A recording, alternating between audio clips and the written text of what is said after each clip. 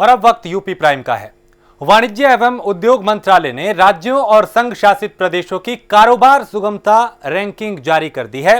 इस बार आंध्र प्रदेश ने एक बार फिर पहला स्थान हासिल किया है। उत्तर प्रदेश इस लिस्ट में बड़ी छलांग लगाकर 12वें पायदान से दूसरे पायदान पर पहुंच गया है। दरअसल हाल ही के महीनों में योगी सरकार ने श्रम कानून से लेकर कारोबार संबंधी कानून में कई तरह के सकारात्मक बदलाव किए और उसी का असर है कि उत्तर प्रदेश ने इस लिस्ट में दूसरा स्थान हासिल किया है।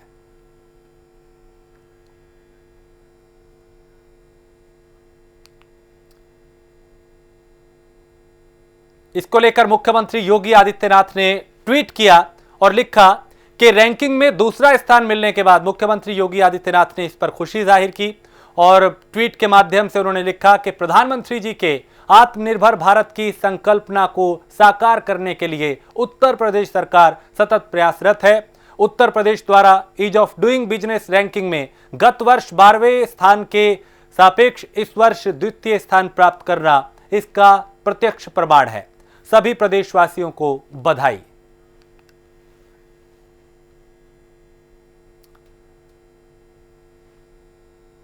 और चीन के साथ जारी तनाव के बीच मुख्यमंत्री योगी आदित्यनाथ ने बड़ा फैसला लिया। योगी सरकार ने यूपी के किसी भी सरकारी टेंडर के लिए चीन के दरवाजे बंद कर दिए। सीएम की तरफ से राज्य के सभी विभागों को इस प्रतिबंध को लागू करने का आदेश जारी किया गया। सरकारी आदेश में भारत के साथ सीमा साझा करने वाले कुछ देशों का जिक्र है, लेकिन सूत्रों के अनुसार सरकार का निशाना चीन ही है। इस मामले में अब सरकार एक प्राधिकरण का गठन करेगी जिसमें संबंधित देशों की कंपनियों को रजिस्ट्रेशन कराना होगा। यहां रजिस्ट्रेशन से पहले इन कंपनियों को रक्षा मंत्रालय, विदेश मंत्रालय से राजनीतिक अनुमति और गृह मंत्रालय से सुरक्षा संबंधी अनुमति लेनी होगी। इसके बाद रजिस्ट्रेशन होगा और इसके बाद भी हर 3 महीने के अंतराल पर राज्य की तरफ से एक रिपोर्ट कंपनी को लेकर केंद्र को भेजी जाएगी।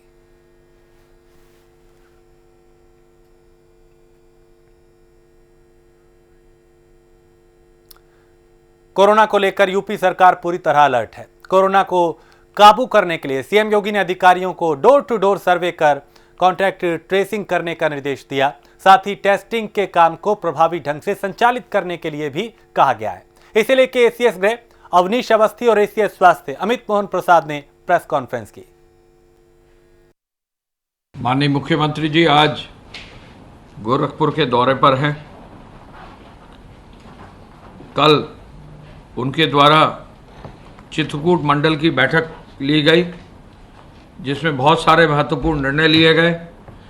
पूरे बुंदेलखंड क्षेत्र के लिए कल माननीय मुख्यमंत्री जी द्वारा आयुक्त, चित्रकूट धाम मंडल और समस्त जिलाधिकारियों से एक एक का कमिश्नरी वाइज और जिला वाइज प्रेजेंटेशन लिया गया। बुंदेलखंड क्षेत्र में सिंचाई की जो परियोजनाएं हैं, पीडब्ल्यूडी विभाग की जो परियोजनाएं हैं, बुंदेलखंड क्षेत्र में बुंदेलखंड एक्सप्रेसवे का जो कार्य है, बुंदेलखंड क्षेत्र में जो पेयजल योजनाएं हैं, बुंदेलखंड क्षेत्र में डिफेंस कॉरिडोर के जो कार्य चित्रकूट में है, बुंदेलखंड क्षेत्र में जो टूरिज्म के कार्य हैं और जितने समस्त विभाग हैं उनके एक एक कार्य का कल माननीय मुख्यमंत्री जी द्वारा रिव्यू किया गया।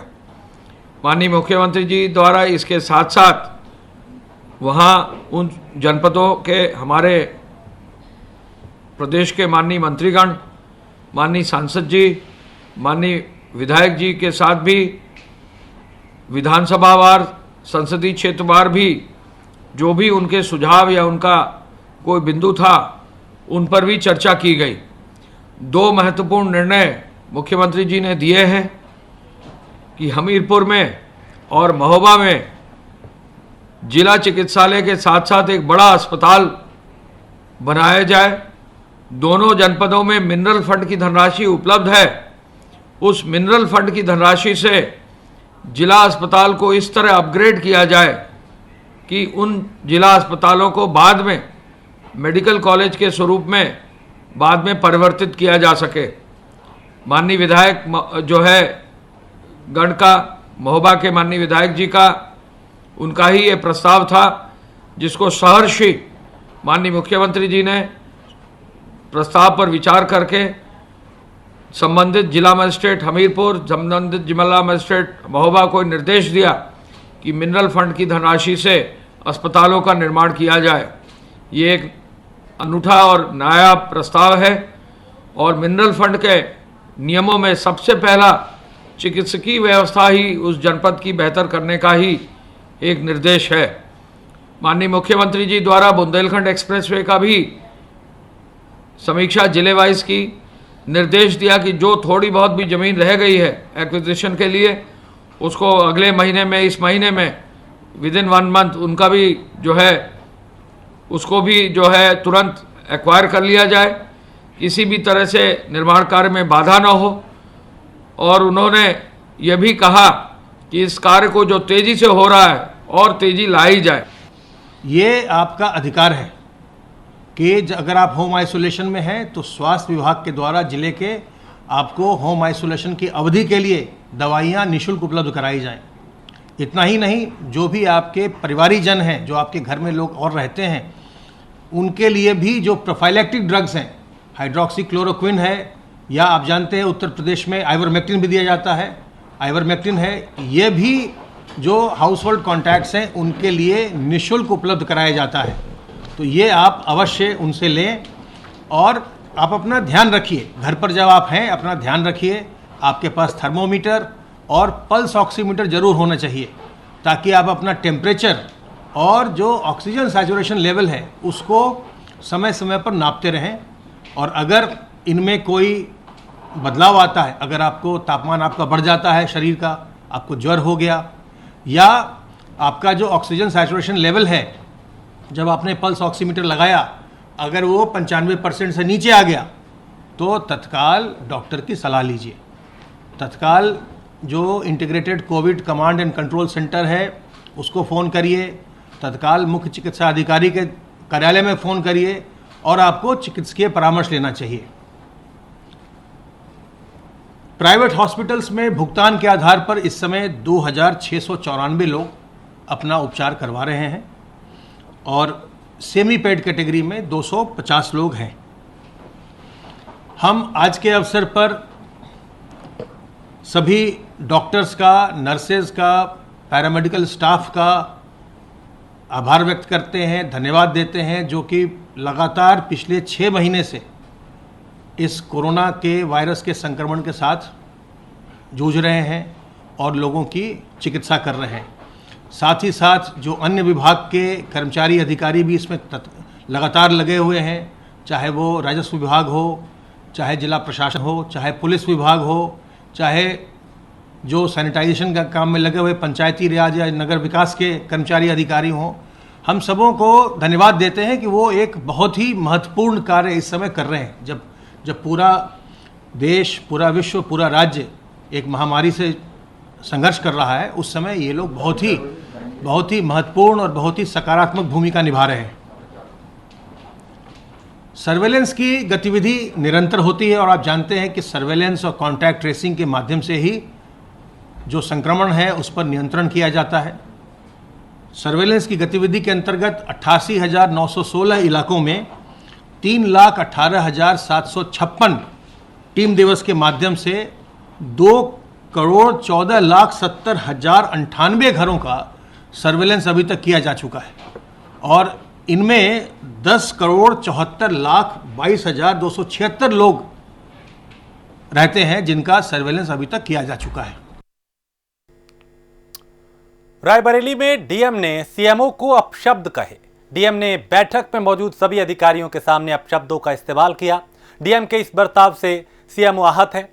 इस मामले पर सीएमओ ने रायबरेली के डीजी हेल्थ को पत्र लिखकर न्याय की गुहार लगाई है। बता दें कि अलीगढ़ के बाद रायबरेली में डीएम पर सीएमओ के साथ गाली गलौज करने का आरोप लगा है।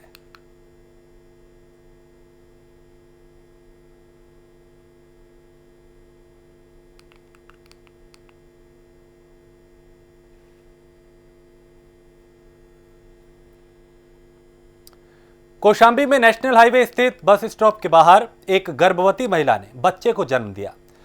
जच्चा और बच्चा दोनों स्वस्थ हैं। फतेहपुर जिले के विनोवा नगर से एक दंपति बाइक से मिर्जापुर जा रहा था। महिला अपने पति के साथ मिर्जापुर के अस्पताल में भर्ती अपनी बीमार मां को देखने जा रही थी। इस दौरान युवक की पत्नी को प्रसव पीड़ा हुई। जब तक पति कुछ समझ पाते, महिला ने हाईवे किनारे ही एक बच्चे को जन्म दिया।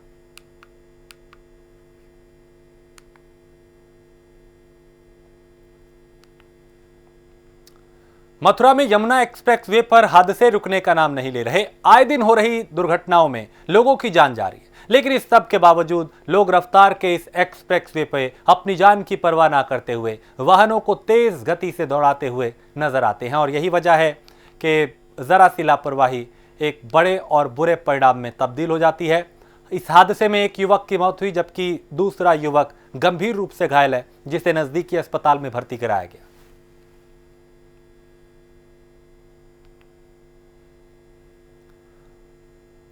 और सीतापुर पुलिस का रिश्वत लेते हुए वीडियो वायरल हो रहा है। फरियादियों से रिश्वत लेते कैमरे में कैद हुए हैं 2 सिपाही। लड़ाई झगड़े के मामले में थाने पहुंचे थे फरियादी और एक सिपाही ने पैसे लेकर दूसरे सिपाही को दिए। थाना मछेरटा का ये पूरा मामला बताया जा रहा है।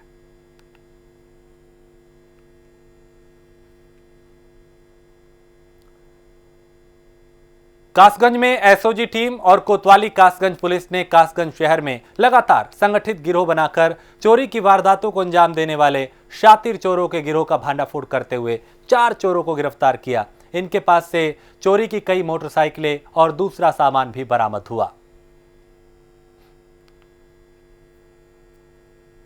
ये अभी पिछले हफ्ता 10 दिन 15 दिनों से काफ़ी घटनाएं चोरी की यहाँ पे घटित हो रही थी और उसको एक चैलेंज के रूप में लिया गया।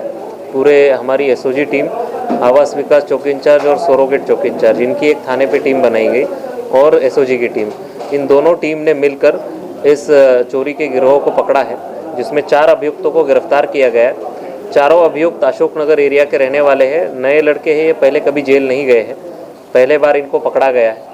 इनसे पूछताछ जब की गई तो इनके द्वारा इस क्षेत्र में की गई 7 चोरियों को कबूला गया है। इन 7 चोरियों से संबंधित काफ़ी माल इन लोगों से बरामद हुआ है। इसमें विशेष बात है कि जो हीरो होंडा एजेंसी में 2 बार चोरी हुई है, वो चोरी इसी गिरोह ने की थी और जो 3 नई मोटरसाइकिल से लेके गए थे, वो तीनों मोटरसाइकिल्स यहाँ से इनसे बरामद हुई है। इनसे वहाँ से गए हुए टैबलेट्स बरामद हुए, वहाँ से गए 3 लैपटॉप बरामद हुए। टोटल 4 मोटरसाइकिल इन लोगों से बरामद हुई है, उसमें 1 मोटरसाइकिल अन्य घटना और 3 मोटरसाइकिल हीरो होंडा एजेंसी की चोरी से संबंधित है। अलीगढ़ के नगर निगम ने शहर में हो रहे जल भराव के चलते नालों पर बने हुए अतिक्रमण को हटाने का अभियान चलाया और जिसके चलते थाना बन्ना देवी इलाके के गुलर रोड पर यह अभियान चलाया गया। इस अभियान के दौरान नालों पर किए गए अवैध अतिक्रमण को हटाया गया। आज इतना बुरा अन्याय हुआ है कि इनके मेयर के और इनके पुलिस वालों के घर टूटेंगे। इन्होंने मेरी आत्मा सताई है, इन्होंने मेरे अरे कहाँ है मतलब कौन से मंत्री के सिर पे पैर रखेगा निकले? 38,000 रुपए कौन से मंत्री के सिर पे पैर? इससे कहा है ये अन्याय हो रहा है, ये अन्याय और अन्याय है। ये देखिए महान न्याय जाल लगा हुआ है। कोई मंत्री आगे दिखाए।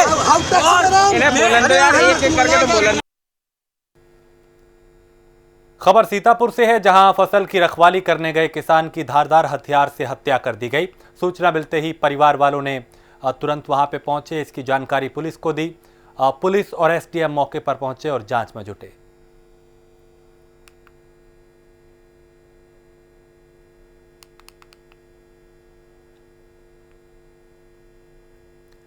मुजफ्फरनगर में पुलिस और बदमाशों के बीच मुठभेड़ हुई। मुठभेड़ में तमंचा फैक्ट्री चलाने वाले 3 बदमाशों को पुलिस ने गिरफ्तार किया। पुलिस ने अवैध तमंचा फैक्ट्री का भांडाफोड़ करते हुए कई तमंचे, कई कारतूस भी यहां से बरामद किए।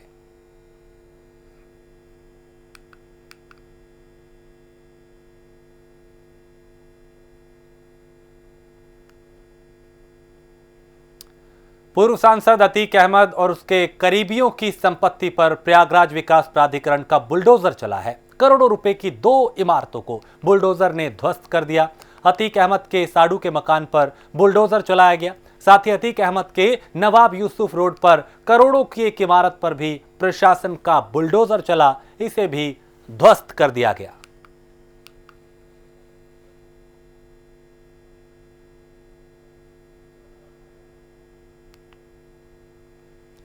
रामनगरी को पर्यटन की दृष्टि से विकसित करने के लिए कई प्रोजेक्ट पर काम हो रहा है। यहाँ 600 एकड़ में श्रीराम एयरपोर्ट का विकास किया जा रहा है। इसके लिए जमीन अधिग्रहण की प्रक्रिया चल रही है। भूमि अधिग्रहण को लेकर किसानों ने उचित मुआवजा न मिलने का आरोप लगाया। उन्होंने शासन से इच्छा मृत्यु की मांग की। इसके बाद लगातार समाजवादी पार्टी किसानों की समस्या को लेकर सरकार को घेर रही है। पार्टी कार्यकर्ताओं ने जोरदार प्रदर्शन किया और धर्मपुर गांव के किसान भी इसमें शामिल हुए। विरोध में शामिल पूर्व मंत्री पवन पांडे ने सरकार पर किसानों की अनदेखी का आरोप लगाया।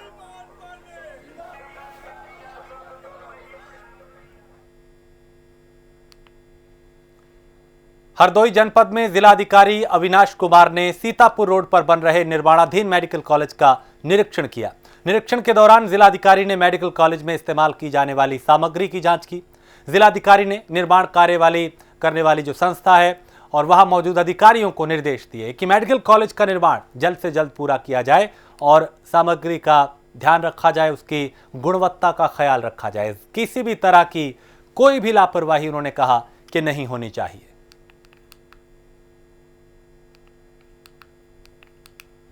देखिए, शासन द्वारा यहाँ पे एक मेडिकल कॉलेज स्वीकृत है, तो उसी का जो कंस्ट्रक्शन का कार्य हो रहा है उसके वो नियमानुसार हो रहा है कि नहीं, और क्या कहते हैं उस क्वालिटी वगैरह के मानकों का इनके द्वारा अनुपालन किया जा रहा है कि उसी के क्रम में निरीक्षण किया गया था। यहाँ पे देखा गया है कि जो सीक्रेट ब्लॉक्स हैं उसके जैसे यहाँ पे एडमिन ब्लॉक है, मल्टीपर्पज़ ब्लॉक है, रेजिडेंशियल क्वार्टर्स हैं, छात्रों के लिए हॉस्टल्स बने हुए हैं, तो उन सब का निरीक्षण किया गया है कि वो मानक के अनुसार हैं कि नहीं, और कार्य यहाँ पे अभी तक तो संतोषजनक ही पाया गया है। और उसी को क्रॉस चेक करने के लिए मैंने इनकी लैब्स भी देखी और इनके जो सैंपल्स इन्होंने ITBHU भेजे थे उसको भी क्रॉस वेरीफाई करा यहाँ पे, और कुछ सैंपल टेस्ट रन भी करा के देखे, तो फिलहाल तो संतोषजनक प्रतीत होता है। फर्रुखाबाद के गांव बीरपुर में एक महिला की उसके परिवार वालों ने धारदार हथियार से हत्या करके उसके शव को गायब कर दिया। घटना की जानकारी मिलते ही स्थानीय पुलिस के साथ पुलिस अधीक्षक ने मौके पर पहुंचकर पूरी घटना की बारीकी से जांच की। दूसरी तरफ मृतका के घर वाले ससुराल जनों पर दहेज हत्या का आरोप लगा रहे हैं।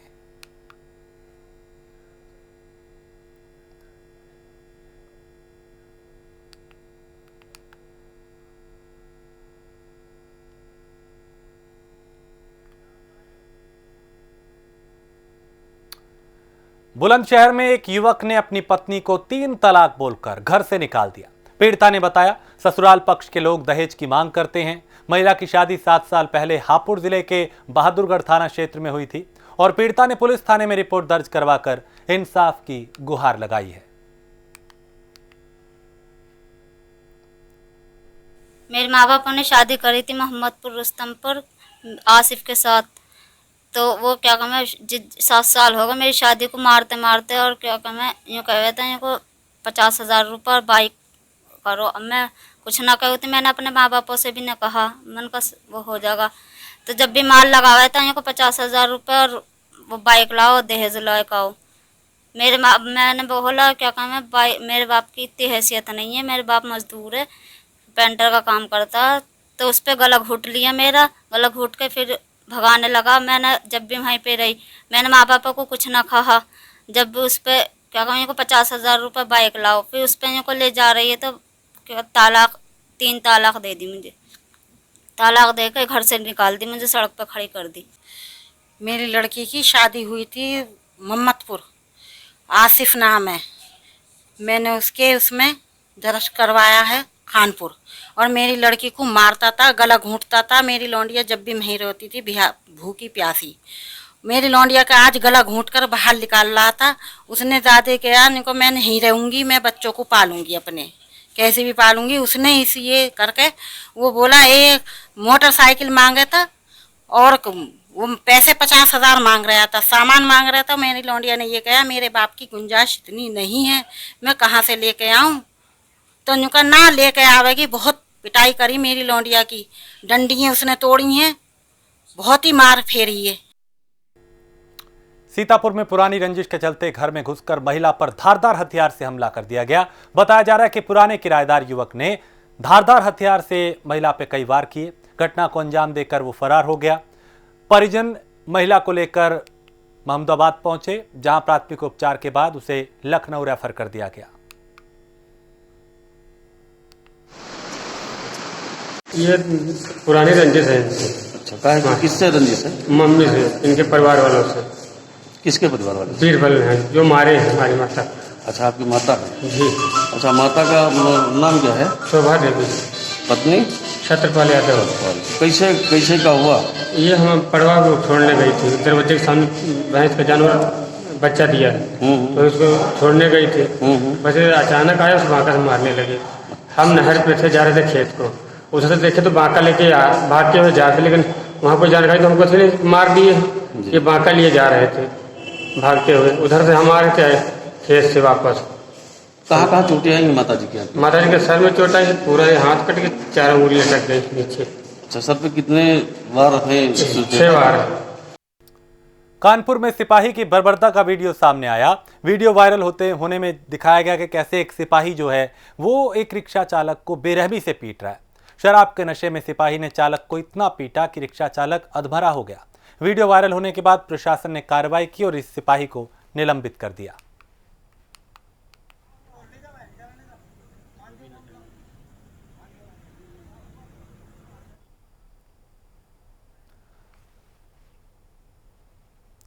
फर्रुखाबाद में बीजेपी नेता की लाइव पिटाई का वीडियो सोशल मीडिया पर वायरल हो रहा है। वीडियो में बीजेपी का जो नेता है वो खुलेआम पिटाई उनकी हो रही है और जानकारी में पता चला है कि पिटाई करने वाला ये शख्स बीजेपी मंत्री की दबंगई से परेशान था।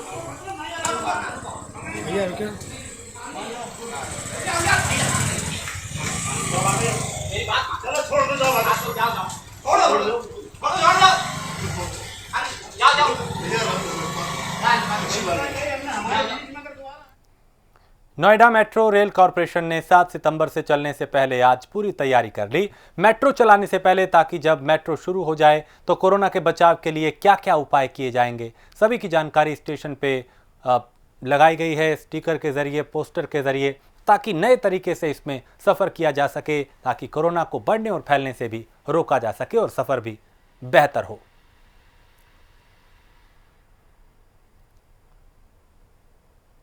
फर्रुखाबाद में भीड़ ने पुलिस और बिजली विभाग के कर्मचारियों पर पथराव कर दिया। गांव में बिजली की पोल लगाने गए थे, यानी बिजली के खंभे लगाने गए थे और बिजली विभाग के जेई और पुलिसकर्मी खंभे पर लाइन खींचते समय ग्रामीणों ने पुलिस और कर्मचारियों पर पथराव कर दिया।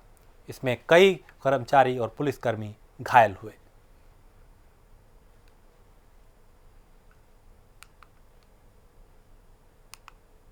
में जो है एक व्यक्ति है जिसका नाम नहीं जानते हैं, उसने अपनी पूरी प्रोग्रामिंग करके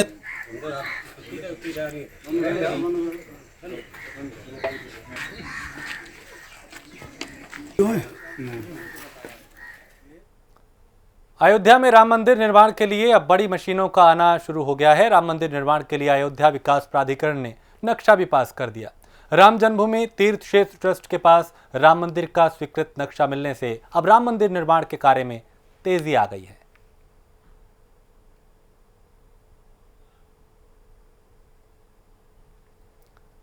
तो अब रास्ता साफ है और अब मंदिर निर्माण की जो तैयारियां हैं वो तेजी से चल रही हैं, तेज की जा रही हैं। नक्शा पास हो चुका है।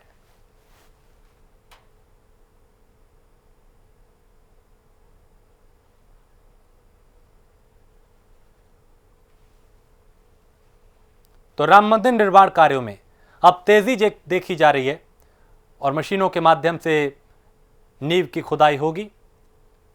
मशीनों का आना शुरू हो चुका है।